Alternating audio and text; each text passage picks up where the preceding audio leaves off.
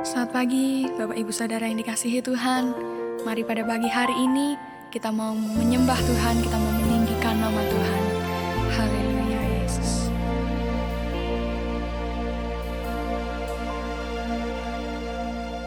Tiada pernah ku ragukan kasih setiamu ya Tuhan. Setiap waktu dalam hidupku tak pernah kau tinggalkan. Meski langit tampak suram, awan gelap pun menghadang, hadapi badai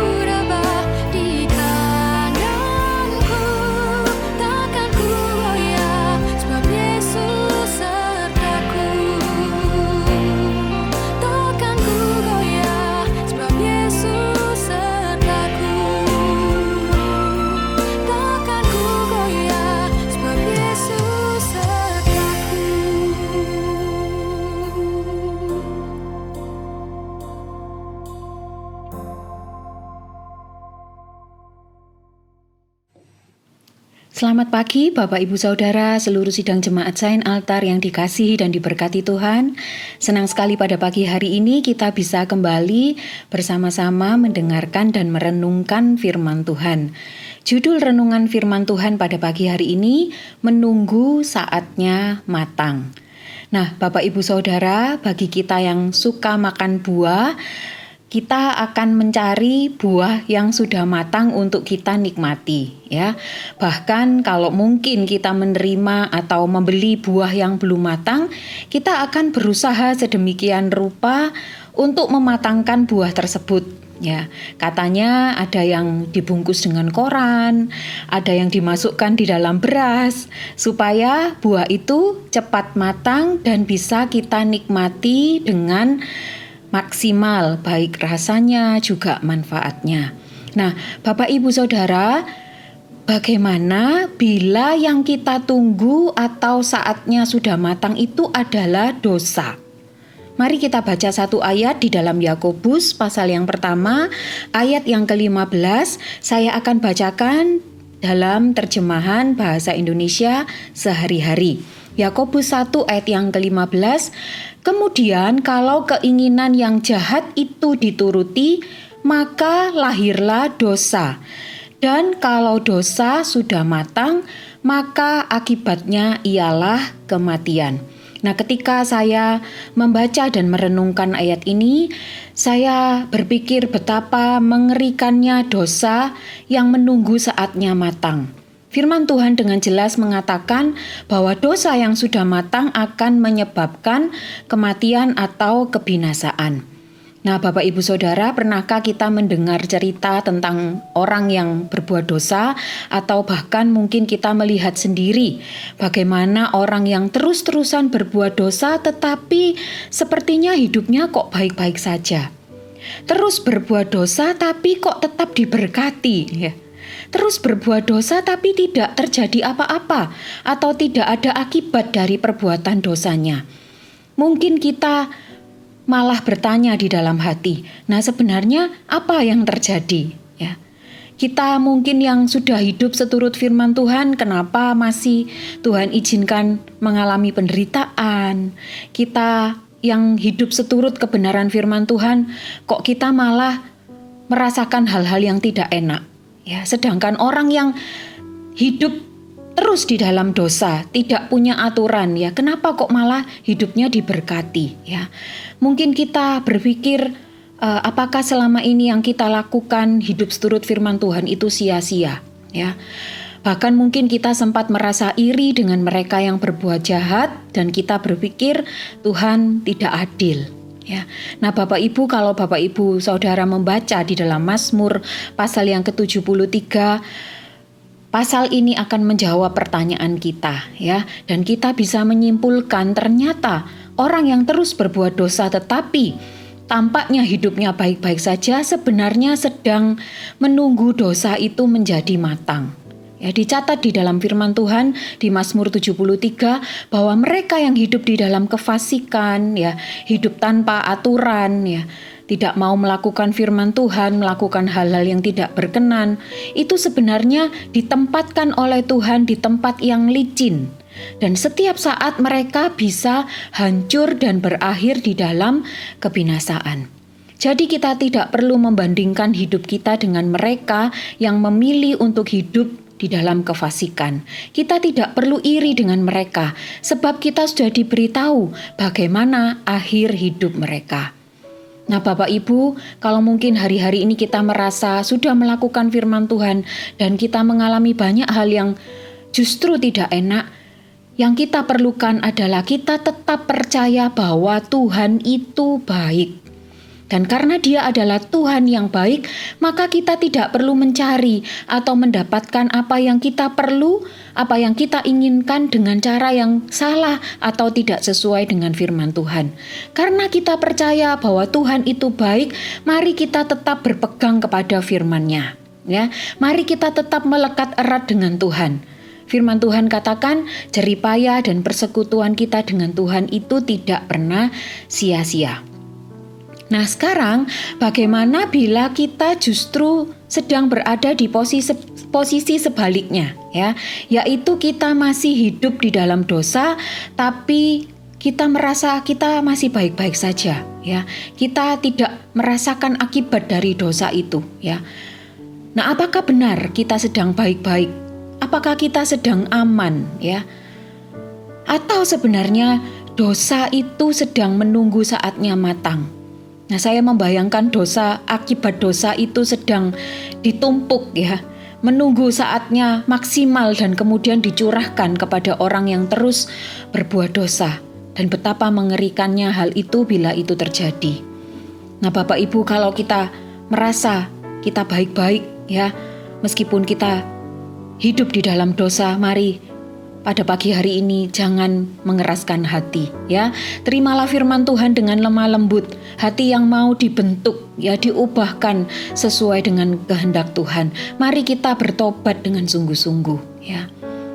Nah, bagaimana bila kita masih ya bergumul di dalam dosa dan kita tahu akibat dari dosa itu sangat mengerikan ya. Mari kita berdoa untuk memiliki rasa cukup di dalam hati kita setiap hari ya. Nah, bila kita renungkan, bukankah penyebab kejatuhan dalam dosa itu adalah rasa tidak cukup ya. Kita selalu merasa kurang, maka kita akan berusaha memuaskan keinginan kita meskipun dengan cara yang salah atau melanggar firman Tuhan ya. Nah, itulah sebabnya di dalam doa Bapa kami, Tuhan juga mengajar kita untuk berdoa meminta yang cukup dari Tuhan. Ya, doa memang di dalam doa Bapa kami ini minta makanan yang secukupnya, tetapi prinsipnya dapat kita terapkan di dalam setiap segi kehidupan kita ya. Kita minta hati yang cukup. Kita memiliki hati yang puas, kita memiliki hati yang bersyukur, sehingga kita tidak berbuat sesuatu yang di luar kehendak Tuhan ya. Nah, Bapak Ibu, kita juga bisa berdoa minta dijauhkan dari pencobaan dan yang jahat ya. Kita perlu menaikkan doa ini setiap hari supaya kita tidak tergoda untuk berbuat dosa. Kita masih hidup di dalam dunia yang rusak oleh dosa ya, dan penuh dengan kejahatan. Kita masih hidup di dalam daging, sehingga setiap saat kita bisa berdosa. Nah, Yesus adalah juru selamat kita, bukan hanya untuk nanti saat hidup kita ini selesai di dunia, tetapi Yesus dapat kita andalkan menjadi juru selamat kita setiap hari ya, yang akan menjaga kita, menyelamatkan kita dari segala pencobaan dan hal yang jahat. Nah, sebagai akhir dari renungan ini, kita review kembali ya, bahwa dosa yang sudah matang itu akan mengakibatkan kebinasaan. Bagaimana pelajarannya bagi kita ya? Kita tidak perlu merasa iri dengan mereka yang terus berbuat dosa. Percayalah ya, kebaikan Tuhan dan segala yang dikerjakan Tuhan itu baik adanya bagi kita. Karena itu biarlah kita tetap hidup di dalam kasih dan kemurahan Tuhan. Dan kemudian kalau kita mengingat bahwa dosa yang sudah matang akan mengakibatkan kematian, dan saat ini kita masih bergumul di dalam dosa, mari ya, kita jangan merasa aman, tetapi kita mau terima firman dan bertobat sungguh-sungguh. Kita minta hati yang merasa cukup, selalu bersyukur kepada Tuhan, dan jadikan Tuhan sebagai juru selamat setiap hari yang akan melepaskan kita dari segala pencobaan, godaan, dan yang jahat. Tuhan Yesus memberkati. Mari kita sama-sama berdoa. Tuhan Yesus, terima kasih buat kebenaran firman Tuhan yang mengingatkan kami pada pagi hari ini, supaya kami menerima firman Tuhan dengan sungguh-sungguh, supaya kami hidup di dalam pertobatan setiap hari, supaya kami selalu memiliki hati yang merasa cukup untuk apa yang Tuhan beri dalam hidup kami. Juga kami mohon Tuhan melepaskan kami dari segala pencobaan dan yang jahat, supaya hidup kami berkenan, supaya kami tidak hidup terus di dalam dosa, melainkan kami hidup sebagai jemaat yang menyenangkan dan memuliakan Tuhan. Terima kasih, berkati dan pimpin kami sepanjang hari ini Tuhan. Kami hidup di dalam kemurahan dan kebaikan Tuhan. Terima kasih, di dalam nama Tuhan Yesus Kristus kami sudah berdoa dan mengucap syukur. Haleluya. Amin.